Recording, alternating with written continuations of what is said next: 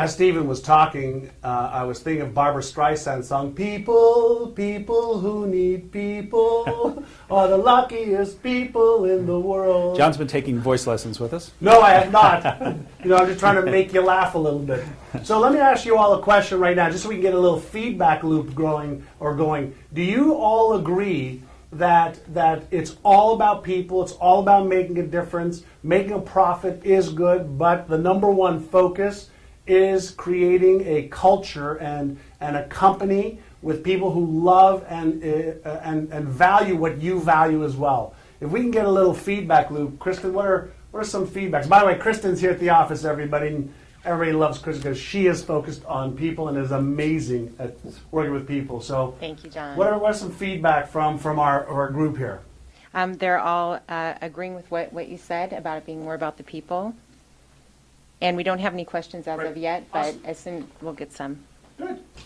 So let's keep going. So, great. So sometimes I'm asked a lot of this. Wow, this seems like a lot of soft, feel-good stuff. How do you balance the equation of the necessity to produce profit with the balance of people and the balance of focusing down on developing a culture that people want to be a part of? So I'm a finance guy by trade, and that's what I studied in school. And so I want to give you some data. And it's actually hardcore data, not from me, but from people actually a lot smarter than me, that basically backs up what we're talking about and what we're saying here. So some of the two professors from a little university named Harvard, which you probably heard of, has completed an 11-year study on the effects of how people are using culture within public companies. So these aren't private companies. These are things where you can actually get results. They know what the financials, they know what the revenue growth of these corporations are.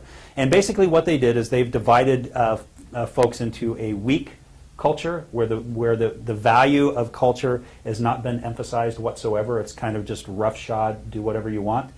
And then there's a strong culture, and there's many different there's four main divisions along the way. And so they took at the bottom percentile of weak culture, and then they took a look at the strong emphasis on culture, and they were completely blown away by the differences of those types of corporations. The companies with a strong emphasis on culture, they had expanded their workforce by more than fivefold of the people with weak culture. More important, or just as important, is the revenue growth was exponential, and the stock price 900%. 900%. It's unbelievable. Unbelievable. Yeah, and there are other factors probably associated with this, but this is a data point that, without a doubt, makes a huge difference. And the bottom line is that if you can get the alignment of your people with your mission and your vision and your values of what you do, what happens is you create this force. This force that's unstoppable because you're all marching in the same direction.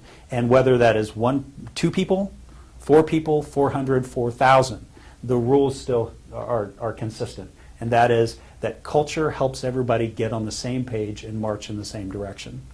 Another study, there's a good group named Denison Consulting. They're based in Canada as well as out of Switzerland. And they've also completed many studies on and they look at financial data. And companies that have focused more on their culture and developing out with clear indicators of what we stand for versus companies that have no indications of these. And this isn't just something that they hang on a wall, right? Oh, these are our corporate values. Enron had those. Right. But this is something that they went in and actually studied and queried the employees. And they say, does this corporation live the value system that they say?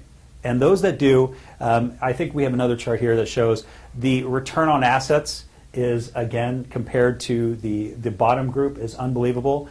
The sales growth, again, unbelievable. So these are absolute key factors in what drives a company, and it's undeniable. And we've experienced that just in our own business as well.